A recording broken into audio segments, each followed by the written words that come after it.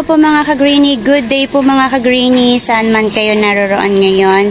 Good afternoon po sa inyong lahat. And for today's video, meron po akong gagawin.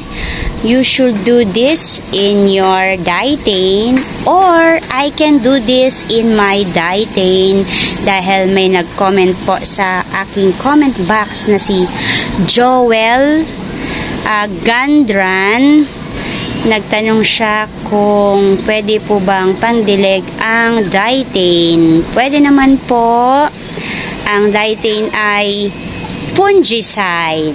So, yung mga fungus na hindi natin nakikita, dapat labanan natin yun. Kasi yung fungus parang katumbas nun ay virus. Mas okay po yung insecticide kasi may laban pa tayo. Pwede natin silang pukpukin. Alam nyo po yun. Sipain, kurutin. Pero ang fungus ay nasa hangin siya, nasa araw siya na hindi natin nakikita. Basta-basta lang po siyang dumadapo na hindi natin makukurot. Alin ba dito? Hanap tayo. Yung may mga patsi-patsi, kagaya po nito. Ayan, yan po yung mga may fungus. Pero kailangan lang natin silang lagyan ng fungicide, kagaya ng dietane or turoge, or kung ano po yung ginagamit nyo na hiyang kayo at sanay na kayo na yun yung ginagamit nyo.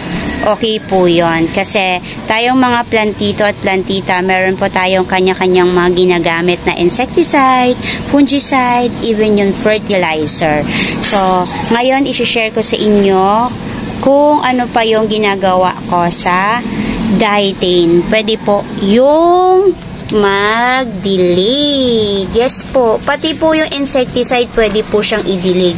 Dinidilig ko po iyon. Kasi ang insecticide naman, or yung fungicide, parang safe naman po siya kahit na nakatanim na siya o nakatanim na yung ating mga succulent. Kapag tayo ay nakabili ng bagong mga succulent, kagaya ko po, rooted po lagi yung binibili ko. Ibig sabihin mayroon pong soil. So ako po yung nag-air dry. Tinatanggal ko talaga yung mga soil. So ang preparation ay talagang ganito yung ginagawa ko. Nag-i-spray ako or binababad ko po sila sa insecticide or sa fungicide kapag bago ko silang bili. So ngayon, dahil hindi naman sila bagong bili or may mga bagong bili ako. Yung mga old kasi, pag matagal na natin sila na-sprayan or nadidiligan ng mga insecticide at fungicide, pwede na uli silang diligan o sprayhan after 3 months. So, ito yung aking dietane for 45. Medyo matagal na to sa akin. Okay naman siya. Di naman siya mamasa-masa, wala namang namumuo sa kanyang mga matitigas kasi safe ko naman siya nilagay sa isang lugar na malilim.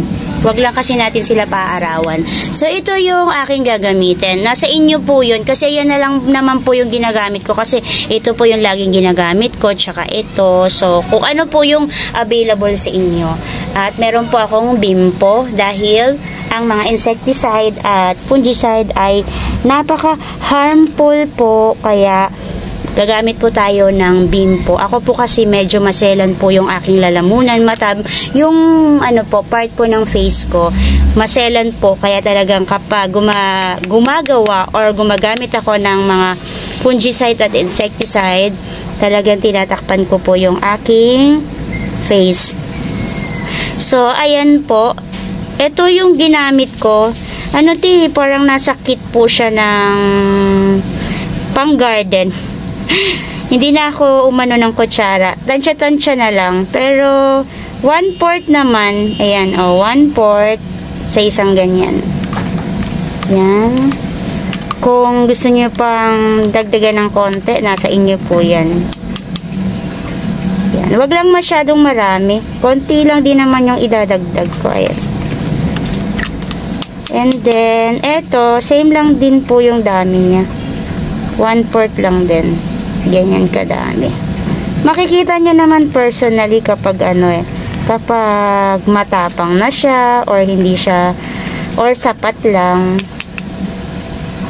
Medyo ngongo-ngongo yung boses ko kasi nakaano po ako. Nakatakip po ng Bimpo. So, shake lang po natin. Yan. Tama po na magdidilig ako ngayon. Sakto pala. Kasi, nung paglagay ko ng insecticide or dietane or fungicide, medyo matagal na sa mga old ko. Then, yung mga new ko rin, ilan lang din yung mga na air dry ko, washing. Kaya ngayon, pwede na po akong magamit uli sa kanila. Hindi ko po madalas to ginagawa. Or hindi ko po ito madalas pinapakita. Pero nagdidilig po talaga ako ng dietane at saka 7. Safe naman po sila. So, start na po ako. Dito ako mag-uumpisa sa aking mga malalaking cactus kasi hindi ko po sila nalagyan ng dietane dahil sila ay galing Benguet. Pero pag in-air dry naman to pag galing Benguet, okay lang po yan kasi sigurado meron na silang insecticide tsaka fungicide na nilalagay. So, dyan ko po sila dinidilig kasi ang mga fungus, dumadapo po yan dyan sa mismong succulent. So, dyan po natin sila ididilig. Bababa na rin naman po yan sa lupa. Sa soil nila. Yan. Sama na rin natin kasi baka mamatay na rin ang mga insect na meron dyan. So, ito rin ang aking Magnificus.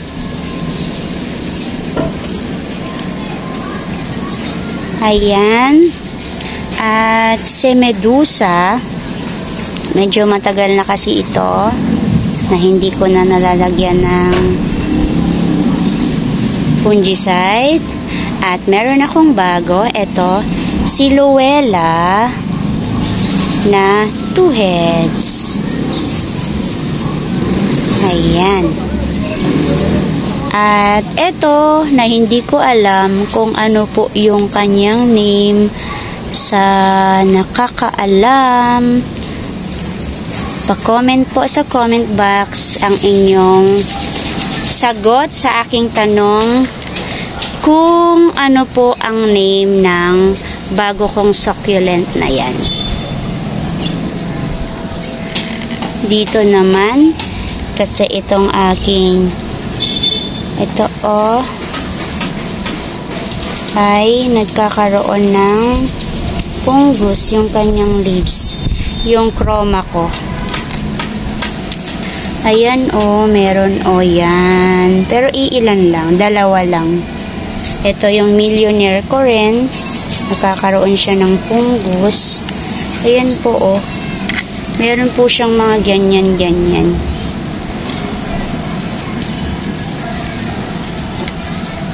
Isa pa.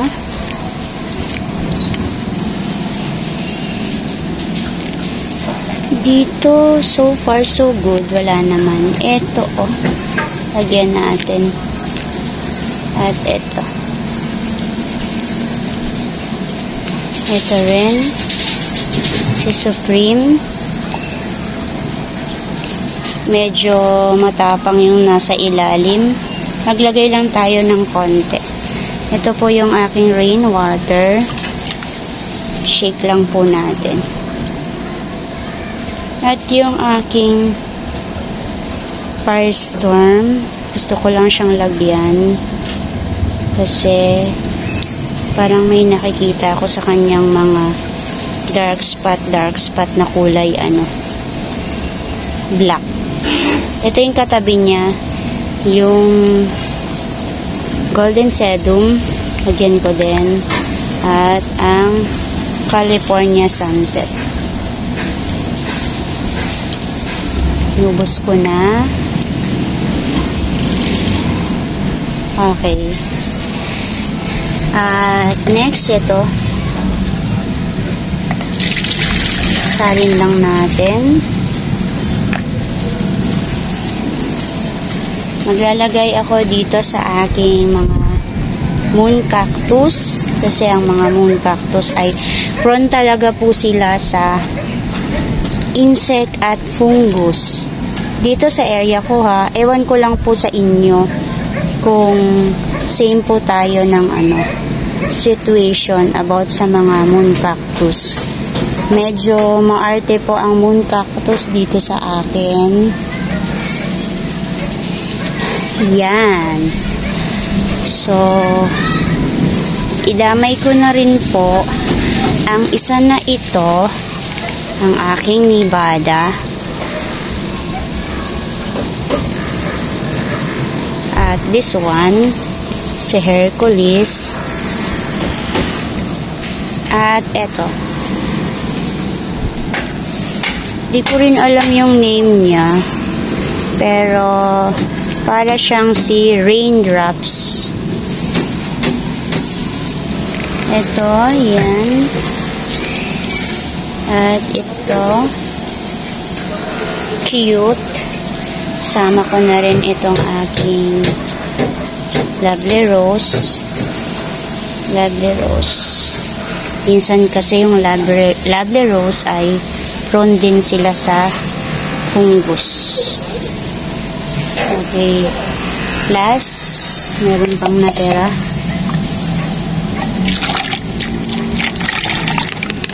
I-target po natin na idilig sila sa leaves po.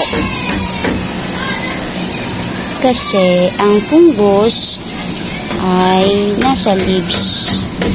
Bibihira lang nagkakapunggos sa stem. Usually talaga yung fungus nasa leaves talaga.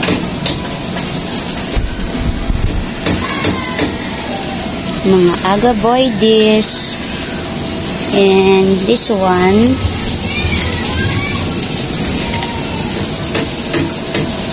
Ayan. Bababa na rin naman yan sa soil niya. Okay. Dito na lang yung gas. Yan. So, safe naman po ang magdilig or ipandilig ang mga insecticide at fungicide sa ating mga cactus and succulent. Matagal ko na po yun ginagawa. Hindi ko lang po madalas maipakita sa inyo. Pero matagal ko na po yun ginagamit. At sana po meron po kayong tip na nakuha sa video ko na ito. At Joel, sana nasagot ko ang iyong katanungan. Kung ang dietane ba ay dinidilig ko sa aking mga cactus and succulent. That's it for today mga ka-greenie. Kung love po ninyo at nagko-collect din po kayo ng mga plants kagaya ko, cactus and succulent, please po, pa-like po ng video ko na ito, pa-share na rin po, and don't forget to subscribe, another po. Thank you Lord sa araw na ito. May God bless you all. Bye-bye po mga ka-greenie.